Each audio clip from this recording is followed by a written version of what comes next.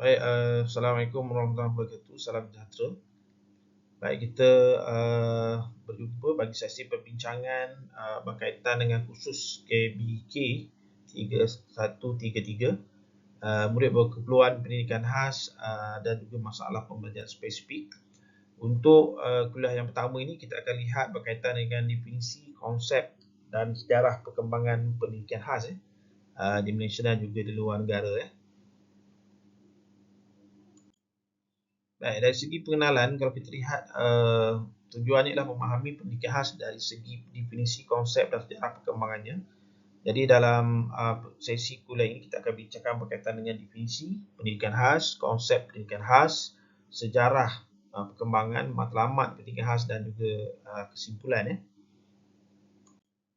Baik, kalau kita lihat dari segi definisi pendidikan khas, semua sedia maklum pendidikan khas merujuk kepada program pendidikan yang direka khusus untuk murid berkeperluan khas atau pendidikan khas.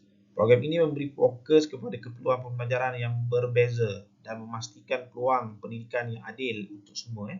Jadi menurut Kementerian Pendidikan Malaysia, murid berkeperluan pendidikan khas ini termasuk mereka yang bermasalah pendengaran, penglihatan, pembelajaran, fizikal, pertuturan dan juga lain-lain ketidakupayaan dari segi pelbagai. Jadi nanti anda boleh lihat ada 6 kategori utama yang kita akan bincangkan. Baik, pendidikan khas dalam amalan atau praktiknya ialah bagi memastikan peluang pendidikan yang sama untuk semua murid lah. Jadi pendidikan untuk semua kita realisasikan dengan pendidikan khas dalam amalan melibatkan pendekatan pengajaran yang disesuaikan untuk mengikut keperluan individu dengan sokongan guru terlatih dan persekitaran pembelajaran yang inklusif. Jadi di sini setiap murid diberi peluang untuk berkembang mengikut potensi masing-masing dalam suasana yang menyokong dan menghormati perbezaan. Jadi di sini berfokus kepada individu. Walaupun di dalam kelas itu ada 8 ke 10 orang murid, tetapi murid MBPK ini diberi pengkhususan supaya mereka dapat kita fokus mereka dari segi meningkatkan pembelajaran dalam bilik darjah. Baik, konsep pendidikan khas ni kalau kita lihat tadi seperti mana yang saya maklum ialah kesamarataan peluang tanpa diskriminasi. Jadi setiap murid berhak mendapat pendidikan yang sama rata tanpa mengira kekurangan atau keperluan khas itu sendirilah.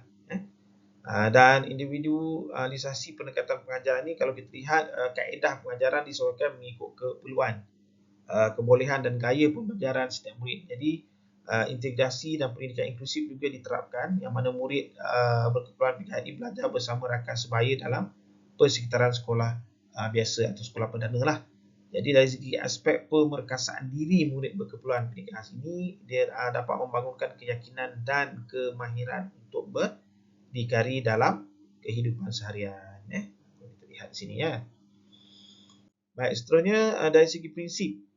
Apakah prinsip pendidikan khas itu? Iaitu prinsip pendidikan untuk semua dan inklusif yang menjadi asas kepada pendidikan khas. Jadi setiap murid berhak mendapat pendidikan yang berkualiti tanpa mengira keupayaan atau ketidakupayaan.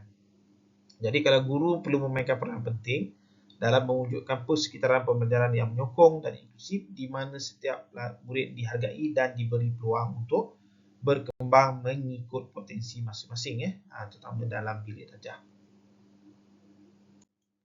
Baik, kita lihat sedikit sejarah perkembangan pendidikan khas yang berlaku di Malaysia maupun di luar negara. Baik, jika kita lihat pada fasa awal sebelum tahun 1950-an di sini pendidikan khas di Malaysia dijalankan secara tidak formal oleh pertubuhan sukarela dan badan kebajikan. Jadi fokus utama pada ketika itu adalah penjagaan dan perlindungan kanak-kanak berkeperluan khas, bukan aspek akademik lah, lebih kepada pengurusan diri. Dan ini lebih bersifat kebajikan dan amal dengan matlamat menyediakan tempat selamat berbanding pendidikan formal yang sistematik. Jadi kita masa tu baru nak bermula perlu ada fasilitis atau kemudahan yang baiklah untuk mereka diberi peluang pembelajaran. Baik, selepas itu berkembang ke fasa permulaan 1950-an hingga 1970-an yang mana fasa ini menandakan permulaan pendidikan khas secara formal di Malaysia. Jadi sekolah kanak-kanak buta ataupun penglihatan ditubuhkan pada tahun 1954 di Jalan Batu dan diikuti oleh Sekolah Kanak-Kanak Pekak pada tahun 1957 juga ya. Di sini kalau kita lihat kedua sekolah ini menjadi perintis dalam menyediakan pendidikan formal kepada murid berkeperluan pendidikan khas. Jadi kurikulum asas diperkenalkan dengan fokus kepada kemahiran literasi, numerasi dan juga kemahiran hidup ya. Jadi tempoh ini menyaksikan peralihan daripada pendekatan penjagaan semata-mata kepada pendidikan berstruktur ya, yang mengiktiraf potensi pembelajaran setiap murid ya. Baik, dari segi seterusnya ialah pasal pengukuhan pada tahun 1980-an dan juga 1990-an ya. Jadi pasal ini menandakan perubahan besar dalam pentadbiran pendidikan khas di Malaysia, yang mana Kementerian Pendidikan secara rasmi yang mengambil alih tanggungjawab pendidikan khas, menjadikannya sebahagian dari sistem pendidikan kebangsaan. Jadi kalau kita lihat dari segi pencapaian di pasal ketiga ini, pengenalan program integrasi murid berkeperluan pendidikan khas ke sekolah biasa, integrasi, pembangunan kurikulum khusus yang lebih sistematik, peningkatan latihan guru pendidikan khas dan perluasan akses pendidikan ke seluruh negara. Jadi sinilah kita dapat lihat dari segi perkembangan itu secara positifnya demi untuk kanak-kanak berkeperluan pendidikan khas inilah.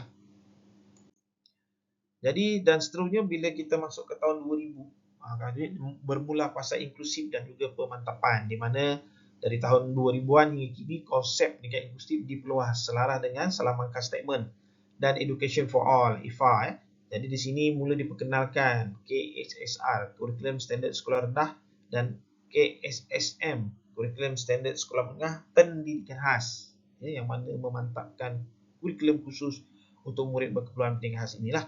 Jadi pendidikan inklusif membuka pintu kepada peluang yang sama bagi semua pelajar. Maksudnya pelajar MBPK ini belajar bersama-sama dengan rakan-rakan perdana, murid-murid perdana. Baik, matlamat pendidikan khas ini seperti mana yang kita sedia maklum ialah pertama ialah peluang pendidikan setara atau sama dengan murid-murid perdana. Yang kedua, memastikan semua murid berkeperluan pendidikan khas mendapat akses kepada pendidikan yang sama rata tanpa diskriminasi. Seterusnya, yang ketiga, perkembangan potensi individu perlu dipertingkatkan. Yang keempat, membantu setiap murid mencapai potensi maksimum mengikut kemampuan dan bakat masing-masing. Yang kelima, membantu mereka berdikari. Yang keenam, melatih kemahiran hidup asas supaya murid mampu menguruskan diri sendiri dengan yakin. Yang ketujuh, menyediakan untuk kehidupan bermasyarakat. Dan yang ke-8, menyediakan murid untuk menyertai masyarakat dan dunia pekerjaan secara bermakna. Jadi kita nak selepas fatwi di sekolah, maka murid ini boleh berkejaya mengikut potensi masing-masing lah.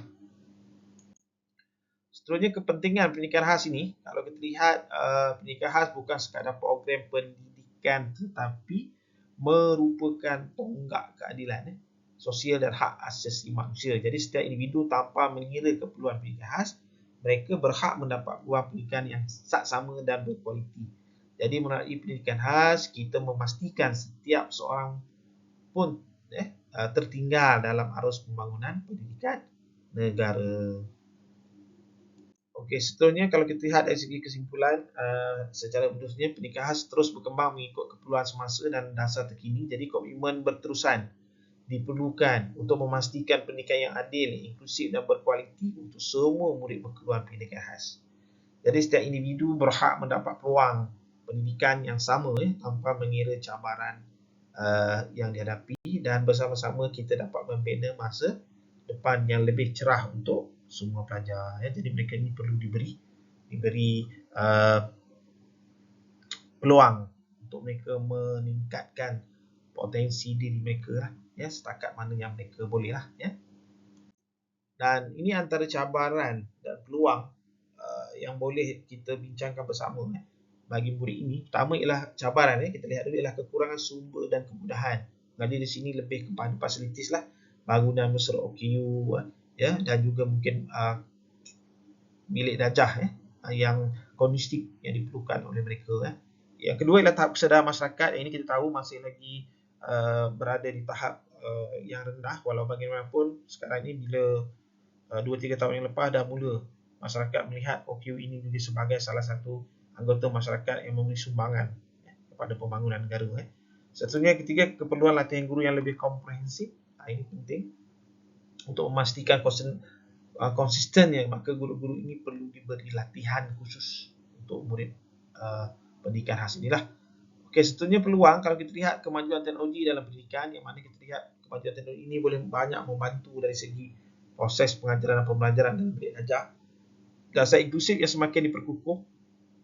Kita lihat bila 2018 telah pun diperkenalkan garis panduan pendidikan inklusif, dan ketika ini kita mengikuti perkembangan ini untuk kita melihat adakah pendidikan proses ini akan memberi impak yang baik kepada murid berkeperluan pendidikan khas. Dan seterusnya ialah peningkatan kesedaran masyarakat lah. Yang kita lihat sekarang dah mula sedar, dah mula menyedari kehadiran murid berkeperluan khas ini. Dan perbincangan ini kalau anda lihat nanti dalam topik satu ni, saya mohon anda untuk jawab forum. Saya akan beri forum. Jadi pada minggu ni anda akan jawab forum, dan nanti anda perlu respon saja, tak perlu. Dan juga anda perlu lihat jawapan rakan anda yang lain dan ulas. Maksudnya satu, anda respon soalan saya berkaitan dengan kuliah 1, dan yang keduanya anda kena respon jawapan kawan. Beri ulasan apa yang diberikan oleh rakan tu lah, rakan anda. Okey, baik. Itu saja untuk kuliah yang pertama ini. Jadi pastikan anda mengikuti kuliah ini secara tertalian supaya anda mudah untuk menjawab forum yang akan saya berikan nantilah. Itu sekian, terima kasih. Kita jumpa pada kuliah pada minggu seterusnya.